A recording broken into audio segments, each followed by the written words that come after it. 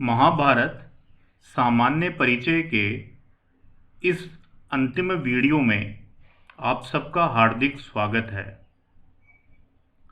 जैसा कि पूर्व में हमने पढ़ा कि महाभारत का किस प्रकार क्रमिक विकास हुआ, जय से प्रारंभ होने वाली महाभारत जय, भारत और महाभारत तक का उसने क्रमिक विकास के रूप में अपना एक वास्तविक स्वरूप प्राप्त किया।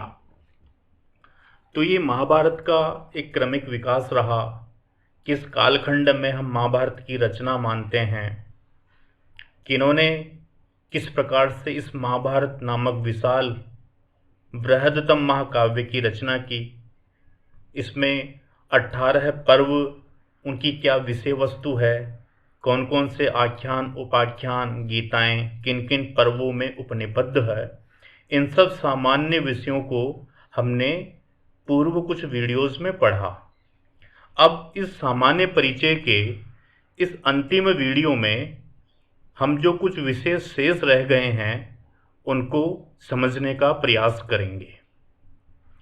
18 पर्वों के बाद महाभारत में एक खिल पर्व है। खिल पर्व का तात्पर्य है जिसको अलग से जोड़ा गया है या महाभारत की मुख्य विषय वस्तु से संबंधित नहीं होकर के यह एक द्वारा या अन्य प्रकार से जोड़ा गया पर्व है। इस पर्व में मुख्यतः क्या है, यह पर्व, इसमें भी लगभग 16,000 से अधिक श्लोक हैं और यह परिशिष्ट रूप में है और इसमें 3 खंड हैं। पहला खंड इसमें हरिवंश खंड है, दूसरा विष्णु पर्व है और तीसरा इसमें भविष्य पर्व है। मुख्यतः इसमें भगवान कृष्ण के वंश का वर्णन है। भगवान कृष्ण का जो वंश है उस वंश का विस्तार से कथा के रूप में वर्णन इस पर्व में किया गया है। इसमें पृथु आख्यान, सूर्य वंश का वर्णन, पुरूरवा उर्वशी के कर्म में नहुष, ययाति, यदु, वसुदेव, कृष्ण आदि की कथाएं इस पर्व में हैं। और इस पर्व में भी विष्णु पर्व सबसे अधिक बड़ा है। भगवान कृष्ण के पुत्र प्रद्युम्न तथा पौत्र अनिरुद्ध के विवाहों का भी विस्तृत वर्णन इस पर्व में किया गया है। यह जो भविष्य पर्व है, इस भविष्य पर्व में भी विष्णु के अवतारों का वर्णन, शिव और विष्णु की उपासना का समन्वय, जो शिव के 2 उपासक हैं हंस और डिंभक, उनके विषय में वर्णन, ये सब चीज़ें, ये सब विषय इस हरिवंश पर्व में दिए गए हैं विस्तार से। हरिवंश पर्व का भी अपने आप में महाभारत की मुख्य कथा वस्तु से या महाभारत की मुख्य कथा वस्तु को समझने और इसके अंत के बाद क्या घटनाक्रम रहा उसको समझने में हरिवंश पर्व हमारी सहायता करता है। इस प्रकार हरिवंश पर्व को मिलाकर के महाभारत में 100 उपपर्व हो जाते हैं। यहाँ पर हमने महाभारत का जो वंश परिचय है पात्रों का, तो महाभारत के पात्रों का जो परिचय है वो परिचय या उनकी जो वंशावली है, उस वंशावली को सामान्य शब्दों में यहाँ पर स्पष्ट करने का प्रयास किया है। किस प्रकार से ये वंश चला। भगवान ब्रह्मा से ये वंश प्रारंभ हुआ। अत्रि, चंद्रमा, बुद्ध, इलानंदन, पुरूरवा, आयु, नहुष, ययाति, पुरु, भरत, कुरु और शांतनु, इस प्रकार से ये वंश आगे बढ़ा। पूर्व वीडियो में इस वंशावली को हम विस्तार से समझा चुके हैं। तो इस प्रकार से इनकी ये वंशावली है। शांतनु से भीष्म और फिर चित्रांगद, विचित्रवीर्य, इस प्रकार से उनकी संतानें हुई। पूर्ण वंशावली को पिछले वीडियो में हमने विस्तार से समझाया है। अब हम इसके आगे बढ़ते हैं। कुछ ऐसे विषय हैं जो हमें जानने चाहिए। जैसा कि हमने पूर्व वीडियो में बताया था कि विचित्र वीर्य और चित्रांगद सत्यवती के पुत्र थे। सत्यवती और शांतनु की वो संतानें थे, लेकिन विवाह से पूर्व ही सत्यवती और पाराशर के वेदव्यास नाम के पुत्र हुए। इन्हीं वेदव्यास ने महाभारत की रचना की और उनको हम कृष्ण द्वैपायन के नाम से भी जानते हैं।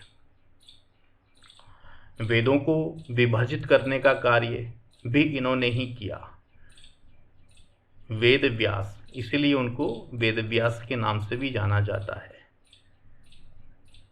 शल्य माद्री के भाई थे। उत्तरा राजा विराट की पुत्री और अभिमन्यु, अर्जुन पुत्र अभिमन्यु की पत्नी थी। आचार्य द्रोण जो कौरवों और पांडवों के गुरु थे, उनका विवाह कृपि से हुआ जो कृपाचार्य की बहन थी। कुछ विशेष ऐसी बातें हैं जो 2 नंबर में कई बार पूछी जाती है कि शांति पर्व महाभारत का सबसे दीर्घतम सबसे बड़ा पर्व है और महाप्रस्थानिक पर्व ये महाभारत का सबसे छोटा पर्व है। और ये भी कई बार 2 नंबर में पूछा जाता है कि महाभारत जो रचना है, महाभारत जो महाकाव्य है, उस महाभारत महाकाव्य के सबसे प्राचीनतम टीकाकार कौन है। देखिए, टीकाकार का तात्पर्य है कि उसको विस्तार से समझाना। कई बार कुछ ऐसे कठिन अंश मूल ग्रंथ में होते हैं, उन कठिन अंशों को समझना हमारे लिए बड़ा आवश्यक हो जाता है, लेकिन भाषा की कठिनता, परिस्थितियों की कठिनता, इनकी वजह से हम उन विषयों को नहीं समझ पाते। इसलिए जो विद्वान होते हैं, जो उस विषय के मर्मज्ञ होते हैं, उनको उस मूल ग्रंथ को समझाने के लिए टीका की रचना की आवश्यकता होती है। तो ऐसे ही कुछ टीकाकार उस मूल ग्रंथ को सही से समझाने का प्रयास करते हैं। तो उसी क्रम में महाभारत ग्रंथ को सही से टीका के रूप में समझाने का प्रयास सर्वप्रथम देवबोध ने किया। देवबोध को देव स्वामी नाम से भी जाना जाता है। तो देवबोध ने सबसे प्राचीनतम टीका महाभारत की लिखी, जिसका नाम था ज्ञान दीपिका। तो ज्ञान दीपिका महाभारत की सबसे प्राचीन टीका है। ऐसा कई बार पूछा जाता है कि ज्ञान दीपिका, इसके रचनाकार कौन है, ऐसा कई बार प्रश्न पूछा जाता है, तो हमें याद होना चाहिए। ऐसे ही महाभारत की जो सर्वाधिक लोकप्रिय टीकाकार है, देखिए, टीका तो बहुत से लोगों ने लिखी, बहुत से विद्वानों ने अपनी मति के अनुसार, अपनी क्षमता के अनुसार टीकाएं लिखी, लेकिन जो सर्वाधिक प्रिय और विश्वसनीय टीका जो मानी जाती है, वह है नीलकंठ की भारत भावदीप। भारत भावदीप जो टीपिका है, जिसको नीलकंठ ने लिखा है, वह टीका महाभारत की टीकाओं में सबसे विश्वसनीय और लोकप्रिय टीका समझी जाती है। ऐसे ही कुछ और टीकाएं महाभारत पर लिखी गई, जैसे विमल बोध है। विमल बोध ने महाभारत पर विषम श्लोकी, जिसको दुर्घटार्थ प्रकाशनी नाम से भी जाना जाता है, यह टीका विमल बोध ने लिखी। कुछ और इसमें क्या टिप्पणी, क्या विशेष हो सकता है, जो पुरूरवा वंशी, पुरूरवा पौत्र जो नहुस है, नहुस के पुत्र ययाति, और ययाति की 5वीं संतान पुरु, और पुरु से ही कौरव वंश बना। इसी क्रम में रेव के पुत्र दुष्यंत हुए। कई बार ये छोटी छोटी बातें एग्जाम में पूछ ली जाती है, इसलिए हमें ये सामान्य जानकारी होनी चाहिए। ऐसे ही महाभारत से उपजीव्य लेकर के क्षेमेंद्र ने भारत मंजरी, वामन भट्ट ने नलाभ्युदय और वत्सराज ने किरातार्जुनीय व्ययोग आदि काव्यों की रचना की। देखिए, उपजीव्य क्या होता है। उपजीव्य कहते हैं जैसे कोई व्यक्ति या कोई लेखक कोई रचना करता है। मान लीजिए कालिदास ने अभिज्ञान शाकुंतलम नाटक की रचना की। अब अभिज्ञान शाकुंतलम नाटक या तो कालिदास के मन की उपज हो सकता है, केवल कालिदास को मन में ऐसा लगा कि काल्पनिक कुछ पात्र बना करके काल्पनिक कुछ कहानी बना करके मैं नाटक की रचना करूं। या तो उसके मन में ऐसा हो सकता है, या वो कहीं ना कहीं से उस कथा को कहीं से प्राप्त करे, कहीं पर उसने वो कथा पढ़ी हो और पढ़ करके उसको लगा हो कि उसको मैं साहित्यिक शैली में, उसको मनोरंजक शैली में, उसको मैं और अच्छे से बना करके उसको विस्तार से मैं एक नाटक का रूप, एक महाकाव्य का रूप या एक खंड काव्य का रूप में दूं। ऐसा कालिदास के मन में आ सकता है। तो कालिदास ने जो अभिज्ञान शाकुंतलम नाटक लिखा, क्या वो उनके मन की स्वतः उपज थी या कहीं से उन्होंने वो कथा प्राप्त की? हाँ, तो कालिदास ने अभिज्ञान शाकुंतलम नाटक का जो उपजीव्य है उसको हम उपजीव्य कहेंगे। वो उन्होंने महाभारत का जो आदि पर्व है, महाभारत के आदि पर्व में शाकुंतल और भरत का, या शाकुंतल और दुष्यंत का एक वृतांत आता है, एक कथा आती है। उस कथा से अभिज्ञान शाकुंतलम नाटक का उपजीव्य लेकर के कालिदास ने अभिज्ञान शाकुंतलम नाटक को लिखा। वैसे ही ये जो भारत मंजरी हैं, वामन भट्ट के नलाभ्युदय है, वत्सराज का किरातार्जुनीय व्यायोग है, ये सब जो काव्य हैं, ये सब काव्य महाभारत से उपजीव्य प्राप्त करके ही लिखे गए हैं। अब महाभारत में बहुत सारे आख्यान और उपाख्यान हैं।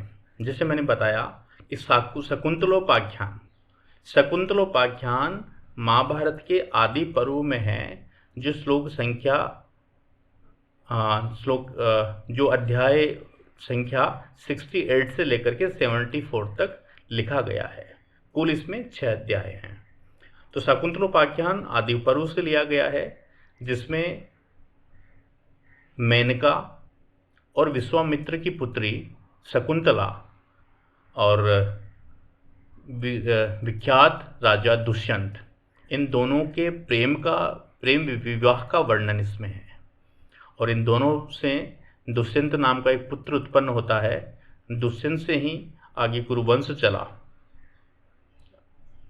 दुष्यंत और शकुंतला से भरत नाम का पुत्र एक उत्पन्न होता है। शकुंतला और दुष्यंत का पुत्र भरत से ही फिर ये आगे वंश चला, और भरत के नाम से ही अपने देश को भारत नाम से जाना जाता है। तो शकुंतला और दुष्यंत का प्रेम का वर्णन, उनके गांधर्व विवाह का वर्णन, किस प्रकार से शकुंतला को छोड़ करके वापस अपनाने का वर्णन, और उनका जो पुत्र है भरत, उस भरत का वर्णन इस आख्यान में है। और इसी आख्यान से सहायता लेकर के कालिदास ने अपना अभिज्ञान शाकुंतलम नाटक लिखा। ऐसे ही नलोपाख्यान, नल का आख्यान है, राजा नल और दमयंती, इन दोनों के प्रेम का वर्णन, किस प्रकार से उन्होंने अपना जीवन जिया, वहीं से उपजीव्य लेकर के श्री हर्ष ने नेषधीय चरितम नामक एक महाकाव्य लिखा। ऐसे रामोपाख्यान है, सावित्री उपाख्यान है। सावित्री कौन थी? अब 2 नंबर में ये प्रश्न प्राय पूछा जाता है कि रामोपाख्यान महाभारत के किस पर्व में है, तो उसका आंसर होगा वह वन पर्व में है। सावित्री उपाख्यान किस पर्व में है, तो ये वन पर्व में है। तो इनको अच्छे से पढ़ करके आपको नोट कर लेना चाहिए। सावित्री उपाख्यान, जो सत्यवान सावित्री की कथा सुनते हैं, वो भी आख्यान इसी महाभारत के वन पर्व में है। जब महाभारत में युधिष्ठिर को वनवास के लिए जाना पड़ा अपने भाइयों और पत्नी के साथ में, तो बड़ा दुखी था। तो वो ऋषियों के आश्रमों में जाता है, तो वहाँ पर उनको ये आख्यान वो सुनाते हैं और ये बताते हैं कि तुम्हारा कष्ट बहुत अधिक बड़ा नहीं है, तुमसे ज़्यादा कष्ट भी लोगों को मिले हैं, तुमसे ज़्यादा कष्ट में भी पूर्व में लोग रहे हैं, इसलिए तुम अपने कष्ट को बहुत बड़ा या बहुत अधिक मत मानो। कष्ट खत्म होने के बाद में सुख के दिन तुम्हें अवश्य प्राप्त होंगे। तुम्हें थोड़ा सा धैर्य रखना है और अपने आप को संभाल करके रखना है, अपने परिवार को संबल देना है। इस प्रकार की एक विशेष सोच, इस प्रकार का एक विशेष दृष्टिकोण युधिष्ठिर को जंगल में रहने वाले, वन में रहने वाले महर्षियों के द्वारा दिया गया। 2 नंबर में ये प्रश्न प्राय पूछा जाता है कि रामोपाख्यान महाभारत के किस पर्व में है, तो उसका आंसर होगा वह वन पर्व में है। सावित्री उपाख्यान किस पर्व में है, तो ये वन पर्व में है। सावित्री उपाख्यान किस पर्व में है, तो ये वन पर्व में है। तो सावित्री कौन थी? सावित्री अश्वपति की पुत्री थी और सत्यवान सल्व देश के राजा थे। सल्व देश के अंधे राजा द्युमत्सेन के पुत्र थे। सावित्री अश्वपति की पुत्री थी और सत्यवान सल्व देश के राजा द्युमत्सेन के पुत्र थे। और सावित्री उपाख्यान मार्कंडेय ऋषि द्वारा युधिष्ठिर को सुनाया गया। ऐसे ही भागवत गीता, जो भगवत गीता है महाभारत के भीष्म पर्व में है। इसका पूर्व में हमने विस्तार से वर्णन किया है। महाभारत विश्व का दार्शनिक दृष्टि से और जीवन को किस प्रकार से जिएं, इस वास्तविक प्रश्न को समझाने वाला, जीवन को जीने की एक अनुकूल दृष्टि प्रदान करने वाला एक बहुत महत्वपूर्ण ग्रंथ है, जिसमें कुल 18 अध्याय हैं। ये महाभारत के भीष्म पर्व में है। ययाति आख्यान ये आदि पर्व में है। ऐसे ही 2 नंबर के प्रश्नों में प्राय ये प्रश्न पूछे जाते हैं। कपोत लुब्धोपाख्यान ये शांति पर्व में है। मत्स्योपाख्यान ये वन पर्व में है। शिवी उपाख्यान ये भी वन पर्व में है। और उपाख्यान ये आदि पर्व में है। कार्तवीर्य उपाख्यान ये वन पर्व में है। अम्बोपाख्यान ये उद्योग पर्व में है। विपुलोपाख्यान ये शांति पर्व में है। उतंगोपाख्यान ये अश्वमेधिक पर्व में है। इस प्रकार से ये कुछ पर्व हैं। ऐसे कुछ गीताएं, जैसे भागवत गीता तो हमने पढ़ी कि भीष्म पर्व में है। ऐसे एक अनुगीता है, वो अश्वमेधिक पर्व में है। ब्राह्मण गीता ये भी अश्वमेधिक पर्व में है। पाराशर गीता ये शांति पर्व में है। हंस गीता ये भी शांति पर्व में है। ऐसे उपजीव्य लेकर के कौन कौन से ग्रंथ रचे गए। मैंने बताया कि उपजीव्य क्या होता है। उपजीव्य जहाँ से हम कथा वस्तु लेते हैं, जहाँ से उस ग्रंथ की हमने कथा वस्तु ली, तो वह ग्रंथ उसका उपजीव्य हो गया। जैसे किरातार्जुनीय में क्या है, किरात का वेश धारण करके भगवान शंकर स्वयं अर्जुन के सामने उपस्थित होते हैं। पाशुपत अस्त्र के लिए अर्जुन भगवान शिव की उपासना करते हैं। भगवान शिव की उपासना करते हुए जब बहुत समय अर्जुन को हो जाता है, तो भगवान शिव को लगता है कि मुझे अब अर्जुन की परीक्षा लेनी चाहिए कि अर्जुन इस पाशुपत अस्त्र को ग्रहण करने योग्य भी है या नहीं। उस समय भगवान शिव साक्षात किरात जो शिकारी होते हैं उनको हम बोलते हैं, तो किरात का वेश धारण करके अर्जुन के सामने उपस्थित होते हैं। दोनों में युद्ध होता है, अर्जुन विजयी होता है। और उसी को आधार बना करके भारवी ने बहुत दीर्घतम जो 18 सर्गों में उपनिबद्ध एक महाकाव्य का रूप दिया, जिसका नाम है किरातार्जुनीयम। तो इस प्रकार से किरातार्जुनीयम महाकाव्य की रचना भारवी ने महाभारत से उपजीव्य प्राप्त करके की, जो वन पर्व में है। ऐसे शिशुपाल वध, चेदी नरेश जो शिशुपाल है, शिशुपाल का वध भगवान कृष्ण ने किया था। उसी को आधार बना करके माघ ने शिशुपाल वधम महाकाव्य की रचना की। श्री हर्ष ने नेषदीय चरितम महाकाव्य की रचना की, जो नलोपाख्यान पर आधारित है। इन तीनों को हम बृहदत्रयी कहते हैं। ऐसे भारत मंजरी क्षेमेंद्र ने इसकी रचना की। नलाभ्युदय वामन भट्ट ने इसकी रचना की। भास ने भी कुछ नाटक लिखे, रूपक यानी नाटक। दूत घटोत्कच, दूतवाक्य, कर्णभार, मध्यम व्ययो, पंचरात्र, उरुभंग, बालचरितम, ऐसे कुछ नाटकों की उन्होंने रचना की। कालिदास ने विश्व प्रसिद्ध एक अभिज्ञान शाकुंतलम नाटक लिखा ही, जिसके लिए हम कहते हैं काव्यसु नाटकम रम्यम तत्र रम्या शकुंतला तत्रापि चतुर्थो अंक तत्र श्लोक चतुष्टयम। काव्यों में नाटक सबसे अधिक रमणीय होता है। तत्र रम्या शकुंतला, उसमें भी शकुंतला यानी अभिज्ञान शाकुंतलम जो नाटक है, वह उन सभी नाटकों में बहुत अधिक रमणीय है, बहुत अधिक आकर्षक और सुंदर है। तत्रापि चतुर्थो अंक है, उन नाटकों में भी यानी अभिज्ञान शाकुंतलम नाटक में भी जो चतुर्थ अंक है वो बहुत अधिक प्रशंसनीय है। और उस चतुर्थ अंक में भी तत्र श्लोक चतुष्टयम, जो चौथा श्लोक 4 श्लोक है, चतुर्थ अंक के जो 4 श्लोक हैं वो बहुत अधिक पढ़ने योग्य हैं, ज्ञान प्रदान करने योग्य हैं, अनुकरणीय हैं।